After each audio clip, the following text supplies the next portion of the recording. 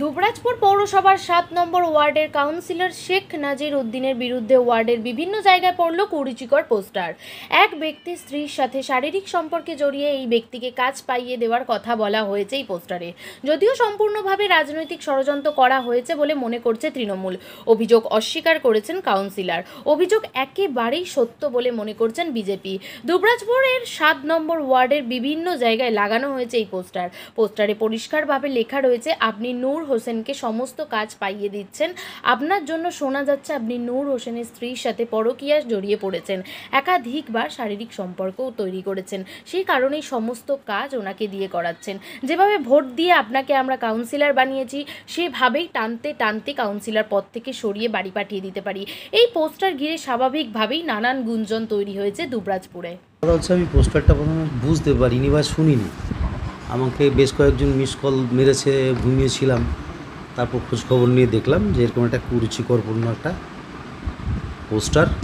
যে পোস্টারে অভিযোগ রয়েছে সেই অভিযোগের ভিত্তিতেই প্রথমে দু চার কথা বলে নিই। তার কারণ হচ্ছে আমি 2003 সাল থেকে কন্টিনিউ আজ পর্যন্ত কাউন্সিলর। এই 2003 থেকে 2025 পর্যন্ত যদিও যে ছেলেটির নামে বলছে মীর নূর হোসেনের নামে যদি একটা কোনো কাজ সরকারিভাবে দেওয়া থাকে তাহলে আমি আজকেই পদত্যাগ করে দেবো।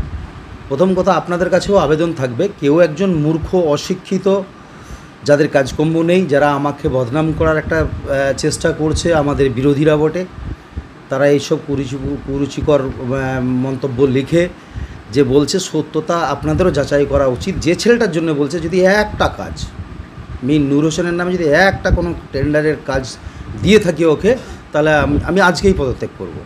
আর টেন্ডারের ব্যাপারটা যেটা বলছে একজনই পাচ্ছে, সেটা হচ্ছে আমাদের এখন ই টেন্ডার। আপনারা সবাই জানেন সরকারিভাবে ই টেন্ডারের বাইরে আমরা কাজ করতে পারি না।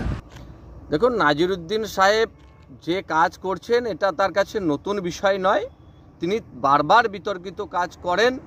এবারে তার দলের সমর্থকরা তার বিরুদ্ধে পোস্টার লাগিয়েছেন এবং জবাব চাইছেন। নূর হোসেন নামে একজন ব্যক্তিকেই নাকি তিনি দেখেন, আর বাকি যুবক যুবতীরা যারা ভোট করেছিলেন তাদেরকে তিনি দেখেন না। এর জবাব এই নাজির উদ্দিন সাহেবই দিতে পারবেন এবং তার দল এই ধরনের বিতর্কে আমার জানা যেটুকু, যে তারা কোনো ধরনের পদক্ষেপ নেবেন না। কারণ বিগত দিনেরও যে সমস্ত ঘটনা এই নাজির উদ্দিন সাহেবকে কেন্দ্র করে হয়েছে, দল তাকেই সমর্থন করেছে। অর্থাৎ তৃণমূল কংগ্রেস এই অন্যায়কে যে সাপোর্ট করে এটা বলার অপেক্ষা রাখে না।